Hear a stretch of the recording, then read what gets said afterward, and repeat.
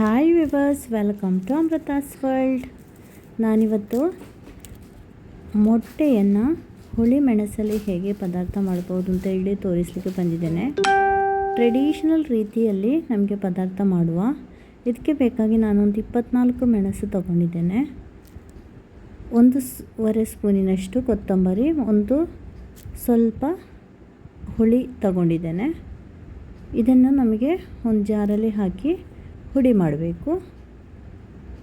ಇಲ್ಲಿ ಬೆಳ್ಳುಳ್ಳಿ ಮತ್ತು ಜೀರಿಗೆಯನ್ನು ಜಜ್ಜಿ ಇಟ್ಟುಕೊಂಡಿದ್ದೇನೆ. ಇನ್ನು ಒಂದು ಪಾತ್ರೆಯನ್ನು ಒಲೆಯಲ್ಲಿ ಇಟ್ಟು ಅಗತ್ಯಕ್ಕೆ ಬೇಕಾದಷ್ಟು ಎಣ್ಣೆಯನ್ನು ಹಾಕಿಕೊಳ್ಳುವ. ಸ್ವಲ್ಪ ಜಾಸ್ತಿ ಎಣ್ಣೆಯೇ ಹಾಕಿಕೊಳ್ಬೇಕು. ನಾನಿಲ್ಲಿ 1-2 ಸ್ಪೂನು ತೆಂಗಿನೆಣ್ಣೆ ಇಟ್ಟಿದ್ದೇನೆ. ಅದು ಬಿಸಿಯಾದಾಗ ಜಜ್ಜಿ ಇಟ್ಟಿರುವ ಬೆಳ್ಳುಳ್ಳಿ ಮತ್ತು ಜೀರಿಗೆಯನ್ನು ಸೇರಿಸಿದ್ದೇನೆ. ಒಂದು ದೊಡ್ಡ ಗಾತ್ರದ ನೀರುಳ್ಳಿಯನ್ನು ಈ ರೀತಿ ಹೆಚ್ಚಿಟ್ಟುಕೊಂಡು ಸೇರಿಸ್ತಾ ಇದ್ದೇನೆ. ಅದರಲ್ಲಿ ಅರ್ಧ ಭಾಗ ಮಾತ್ರ ನಾನೀಗ ಎಣ್ಣೆಗೆ ಹಾಕ್ತಾ ಇರೋದು, ಬಾಕಿ ಅರ್ಧ ಬಳಿಕ ಸೇರಿಸುವ.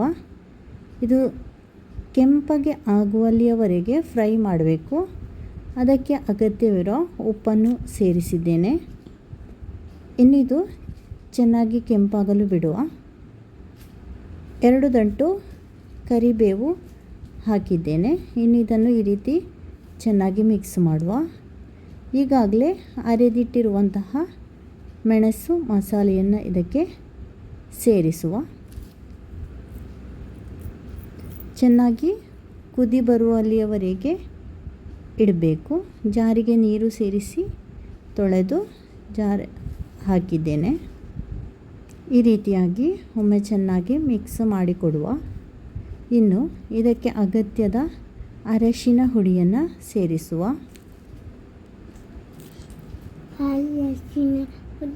ಇನ್ನು ಬಾಕಿ ಇಟ್ಟಿರುವಂತಹ ನೀರುಳ್ಳಿಯನ್ನು ಹಾಕುವ. ನೀರುಳ್ಳಿ ಚೆನ್ನಾಗಿ ಬೇಯಬೇಕು ಮತ್ತು ಚೆನ್ನಾಗಿ ಕುದಿ ಬರಬೇಕು. ಇನ್ನು ಸ್ವಲ್ಪ ಹೊತ್ತು ನಮಗೆ ಮುಚ್ಚಿಟ್ಟು ಬೇಯಲಿಕ್ಕೆ ಬಿಡುವ. ಬಳಿಕ ಈಗ ನೋಡಿ, ಇದು ಕುದಿ ಬಂದಿದೆ. ಮಧ್ಯಭಾಗದಲ್ಲಿ ಕುದಿ ಬರಲಿಕ್ಕೆ ಶುರುವಾಗಿದೆ. ಇನ್ನು ಅಗತ್ಯವಿರುವಂತಹ ಉಪ್ಪನ್ನು ಸೇರಿಸಿಕೊಡುವ. ಉಪ್ಪು ನೋಡಿಕೊಂಡು ಹಾಕಿದರೆ ಸಾಕು. ಇನ್ನೊಮ್ಮೆ ಚೆನ್ನಾಗಿ ಈ ರೀತಿ ಮಿಕ್ಸ್ ಮಾಡುವ. ಈಗಾಗಲೇ ಬೇಯಿಸಿಟ್ಟಿರುವ ಮೊಟ್ಟೆಯನ್ನು ಈ ರೀತಿ ಕಟ್ ಮಾಡಿ ಇಟ್ಟುಕೊಂಡಿದ್ದೇನೆ. ನಿಮಗೆ ಯಾವ ರೀತಿ ಬೇಕೋ ಆ ರೀತಿಯಲ್ಲಿ ಸೇರಿಸಿ ಕೊಡ್ಬೋದು. ಇದನ್ನು ಪದಾರ್ಥಕ್ಕೆ ಸೇರಿಸಿದ್ದೇನೆ. ಒಮ್ಮೆ ಎಲ್ಲ ಮೊಟ್ಟೆಗಳು ಇದರಲ್ಲಿ ಮುಳುಗಿ ನಿಲ್ಲುವ ರೀತಿಯಲ್ಲಿ ಸೆಟ್ ಮಾಡಿಕೊಂಡು ಕುದಿಲಿಕ್ಕೆ ಬಿಡುವ. ನೀವು ಮೊದಲ ಬಾರಿಗೆ ನನ್ನ ಈ ಚಾನೆಲ್ ನೋಡೋರಾದರೆ ಖಂಡಿತವಾಗಿಯೂ ಸಬ್ಸ್ಕ್ರೈಬ್ ಮಾಡಿ.